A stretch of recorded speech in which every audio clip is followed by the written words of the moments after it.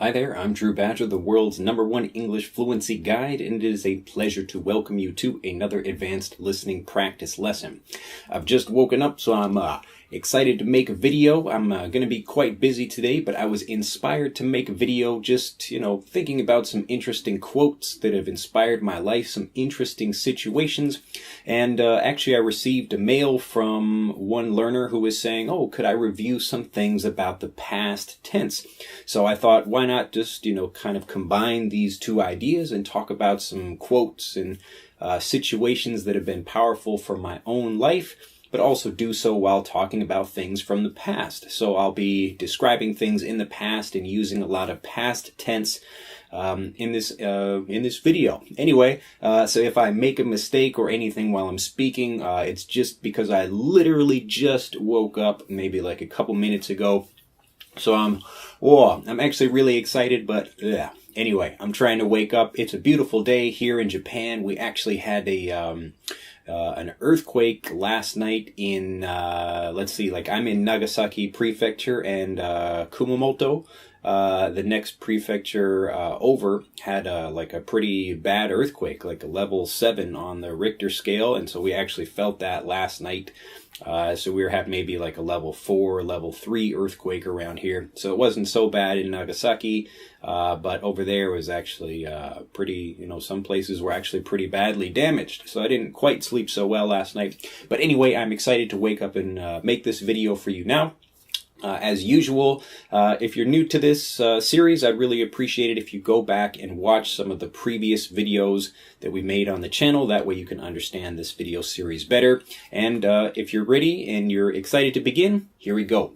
So today I thought I would talk about 3 quotes that have inspired me, kind of 3 situations, and maybe you've had the same experience in your own life. You probably had, just in your own life growing up, you get lots of chances to meet other people and to share experiences with them and to learn interesting things from them. So I thought I would share a couple of those in this episode. So the first one I wanted to share was with my old nanny and babysitter. So this is a really lovely, fantastic woman that helped to raise me and my younger sister. And she used to come, stay with us like during the day and, clean things and take care of us, make sure we would go to work or make sure we would go to school, I should say, when my parents were both out working. So we would spend a lot of time together, and we would actually go kind of visit her at her house. So, when we just felt like going out and having a fun time, she was really great about having us over, that kind of thing.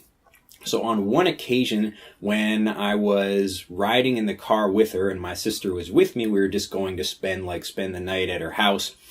So we lived in Chicago and she lived in Indiana. So it's actually not that far away, but she lived a little bit further away at that time. So she wasn't babysitting us at that time, but we just kind of missed her and wanted to go spend time with her again. So I'm sitting in the car with my younger sister and her. Her name is Velda, by the way. And so we were driving, or she was driving, we were just riding, we were passengers in the car. But we were riding, and right near her house, there was a cemetery. So we passed. A cemetery is a place where you've got a whole bunch of graves for people that have passed away. So passed away is a phrasal verb meaning to die. It's kind of a more polite way of saying that someone passes into the next world, to pass away. So anyway, we were driving, kind of going near her house, and I'm saying that there's a cemetery not that far from her, and I said, aren't you nervous that there's a cemetery near your house? And she kind of thought for a minute, and she looked at me and she said, "We have more to fear from the living than from the dead. We have more to fear from the living than from the dead." And I thought, wow, that was a really profound idea. And it was true. At least I thought about it at the moment, we are, we kind of get scared about ghosts or something like that. But really, and this isn't, to say that life should be scary, but, really a graveyard is actually kind of a peaceful place where, people go to rest after they've passed away.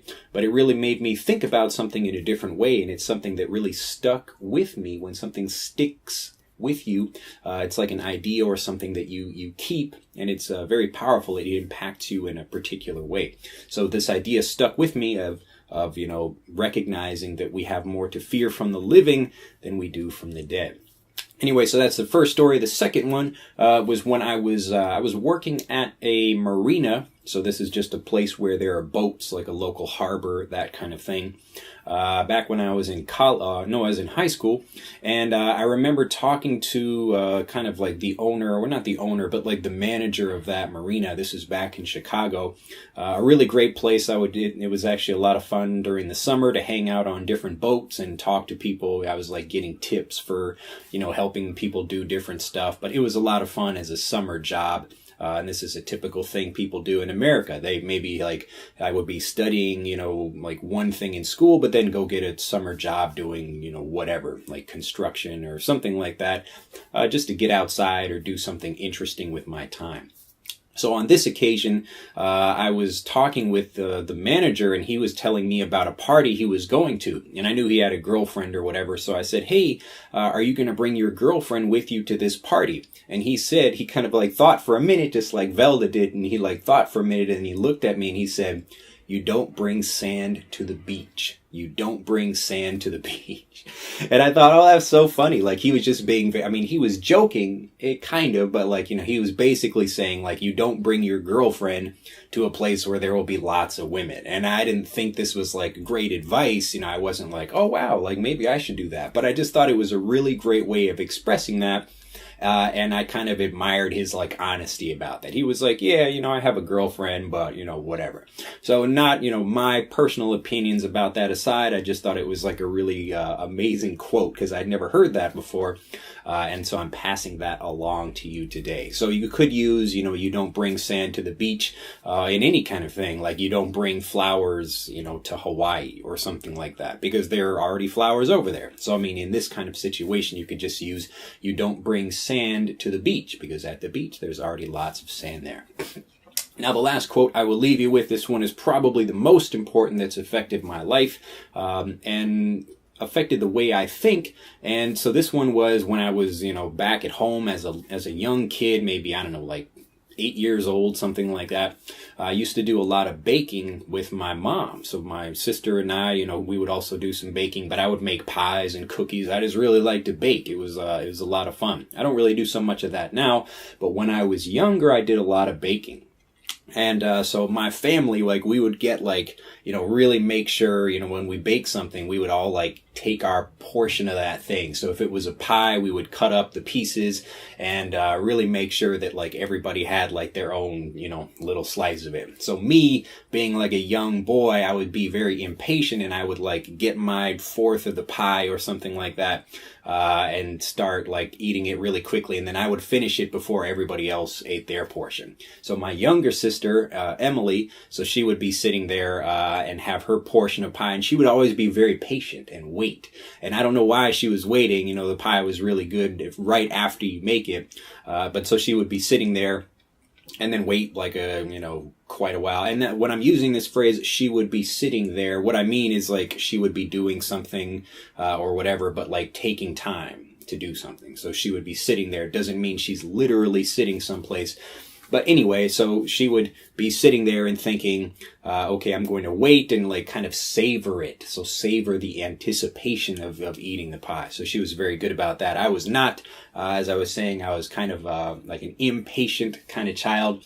So anyway, her piece of the pie would be sitting there, in the pie tin in the refrigerator, and I would slowly cut into the side of it. So you'd have the kind of top of the pie, and I would slowly kind of walk by and be like, ooh, maybe I can have some pie. And I would slowly cut in on the side of the pie between the top layer and the crust, that kind of thing. So from the top, it looked like there was still a full piece of pie, but really I was cutting into the side of it. But this is just kind of a silly thing about me. But getting back to the point about the quote here, when I was talking with my dad about after we would just make a pie and then we would actually cut it into 4 sections, then we would actually kind of like put like our initial on it, like the first letter of our first name. So I would have like an A for Andrew. So Andrew is my first name, my real name, even though I go by Drew. So anyway, I would like carve, you know, the name of like my name and D for dad or whatever. And I was talking to my dad one day and I said, hey, like, what if I cut, I'm going to cut like all the pieces or whatever. He said, yeah, sure. You can cut the pie how you would like to distribute it. So how you would like to separate it between 4 people. And I said, oh, fantastic. I'm going to cut the pie and give myself a huge piece and give all you guys like just a tiny piece. And he said, okay, you cut, I choose. You cut, I choose.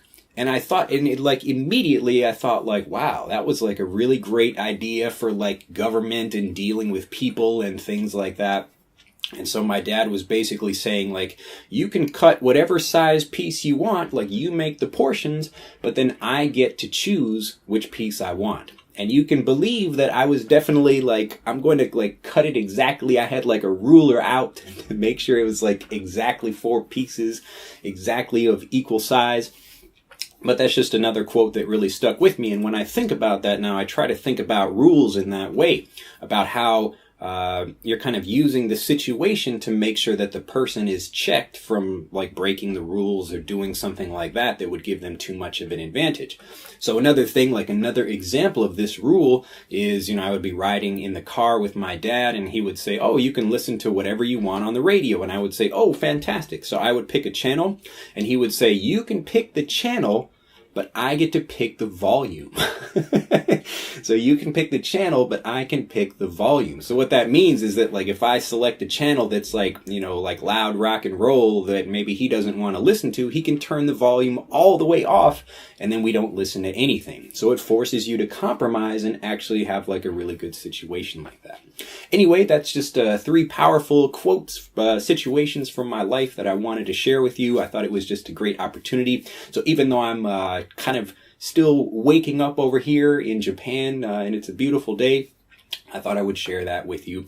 I do encourage you to like this video if you really enjoyed it, and I hope you did. And if there are specific things you'd like to learn more about or hear more about in these advanced listening practice lessons, do let me know in the comments below. Just one quick note about subtitles. So when we do have subtitles, they will be optional. So I've seen people talking in the comments about like, no, don't put subtitles in. And other people say, do put subtitles in. So it doesn't matter. If you want to watch with subtitles, you can. And if you don't want to watch with subtitles, you don't have to watch with subtitles. It's very easy. Anyway, that's it for this video. Again, do like it, do share it with a couple of people, and subscribe to the EnglishAnyone.com YouTube channel if you have not already subscribed.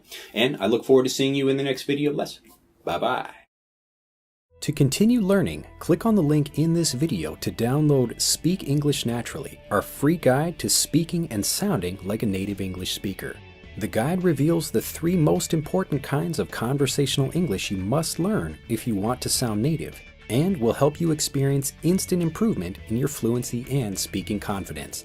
To download your free guide on a mobile device, click on the link in the upper right of this video. To download your free guide from a computer, click on the link in the lower right of this video. I look forward to seeing you in the guide.